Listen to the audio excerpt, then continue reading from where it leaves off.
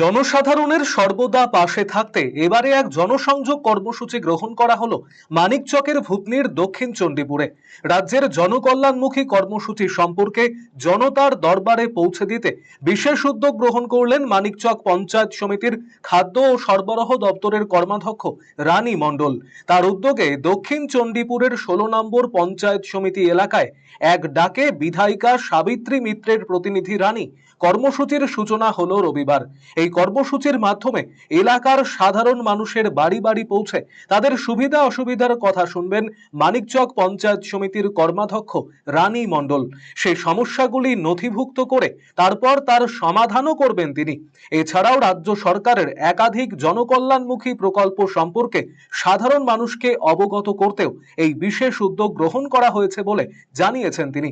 এদিনের কর্মসূচির মধ্য দিয়ে সুখদেবটোলা গ্রামের অসংখ্য বাড়ি বাড়ি গিয়ে সাধারণ মানুষের সঙ্গে কথা বলে তাদের অভাব অভিযোগের কথাও শোনেন কর্মাধ্যক্ষ রানী মণ্ডল। এদিনের কর্মসূচিতে রানী মণ্ডল ছাড়াও উপস্থিত ছিলেন সমাজসেবী দ্বিজেন মণ্ডল, কৈলাস মণ্ডল সহ অন্যান্যরা।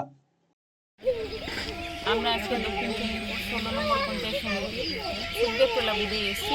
আমাদের বাড়ি বাড়ি কর্মসূচি নিয়েছিলাম যাওয়ার, সেই উদ্যোগে মমতা ব্যানার্জি এবং আমাদের এমএলএ ম্যাডাম সাবিত্রী মিত্রের উদ্যোগে আমরা বাড়ি বাড়ি সবার, কারো লক্ষ্মী ভাণ্ডার বা কারো বার্ধক্য ভাতা, কারো রাস্তার প্রয়োজন, কারো লাইটের নলকূপ প্রয়োজন শুনলাম, সবার শুনে নোট করলাম। আমরা অবশ্যই করে দেওয়ার সবার চেষ্টা করব। হ্যাঁ, আগামীতে শুরু করেছি, চলবে। আমাদের 16 নম্বর পঞ্চায়েত সমিতি দক্ষিণ চণ্ডীপুর।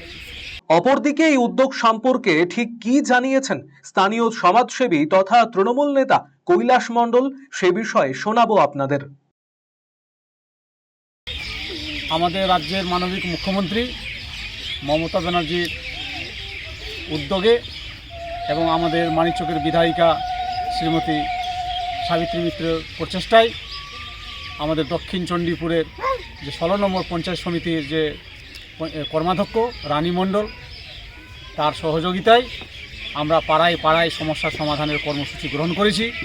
আজ থেকে এই সমস্যা সমাধানের কর্মসূচি শুরু করলাম এবং আগামী দিনে চলবে এই কর্মসূচি।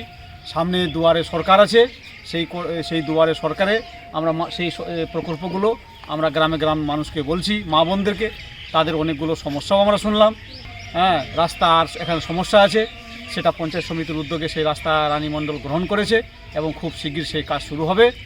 এবং কিছু লোকের নলকূপের প্রয়োজন, লাইটের প্রয়োজন, বাথরুমের প্রয়োজন, অনেকগুলো সমস্যা আমরা শুনলাম। রানী মণ্ডল পঞ্চায়েত সমিতির কর্মাধ্যক্ষ সেটা আশ্বাস দিয়েছেন এগুলো করার এবং চেষ্টা আমরা করব।